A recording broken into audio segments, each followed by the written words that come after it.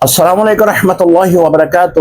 سوال بھیجنے والے ہیں محمد عباس اور ان کا تعلق کراچی سے ہے۔ کہتے ہیں کہ مفتی صاحب کیا محرم الاحرام میں آنکھوں میں سرما لگا سکتے ہیں؟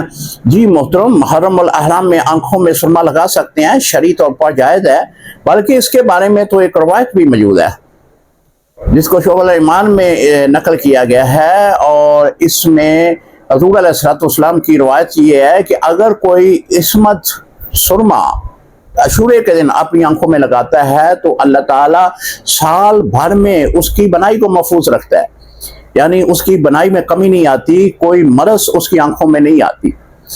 رد المختار میں بھی اس کو اسی طرح بیان کیا گیا ہے کہ عصمت نامی سرما اگر کوئی عاشورے کے دن یا محرم کے دنوں میں لگاتا ہے تو اللہ تعالیٰ اس کی وجہ سے اس کی آنکھوں میں کوئی بیماری لاحق نہیں ہونے دیتا، یعنی یہ سال بھر میں آپ کی آنکھیں محفوظ ہو جاتی ہیں۔ لہذا آپ محرم الاحرام میں آنکھوں میں سرما لگا سکتے ہیں۔